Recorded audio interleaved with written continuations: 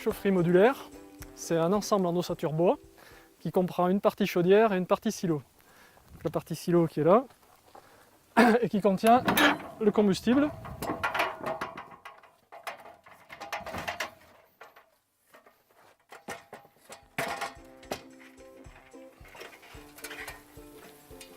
Donc, qui contient 40 mètres cubes de bois déchiqueté.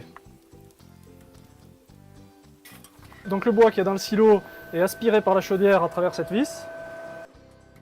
Et ensuite ça vient dans la chaudière. Et là, attention parce qu'il y a des flammes.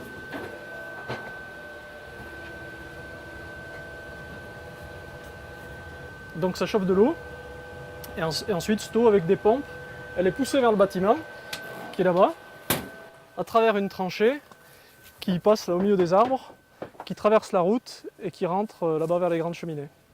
Donc, au bout du réseau enterré, on rentre dans le bâtiment du client, le bâtiment à chauffer, et on arrive sur un compteur qui permet de mesurer la quantité de chaleur que nous délivrons avec notre chaufferie modulaire.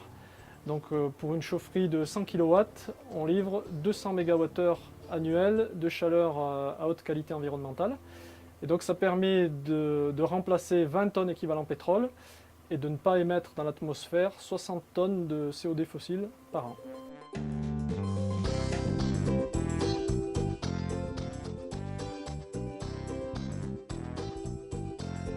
Ça nous fait quand même utiliser une énergie locale qui, comme le bois déchiqueté, qui des fois restait peut-être dans les bois, n'était pas utilisé.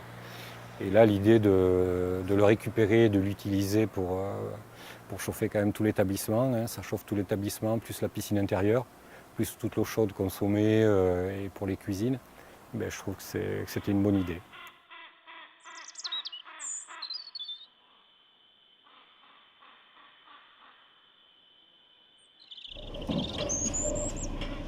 L'objectif des chaufferies modulaires, c'est d'arriver à collecter du bois, du petit bois, pour permettre au reste du bois dans les forêts de se développer.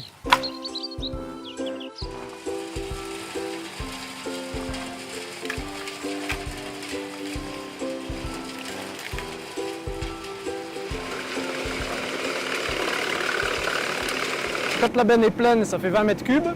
20 mètres cubes, ça correspond à 1200 litres de fuel. Et ça dure à peu près une semaine. Donc, ce qui fait qu'en nettoyant le bois, on permet d'économiser 1200 litres de fuel remplacé par du bois énergie.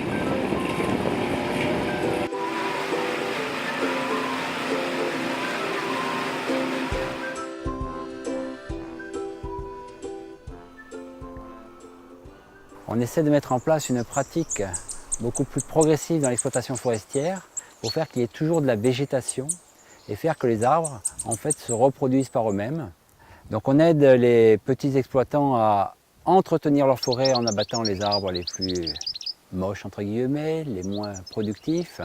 Et ces arbres, avant d'être abattus, on veillera à ce qu'ils se soient reproduits et qu'ils aient semé autour d'eux.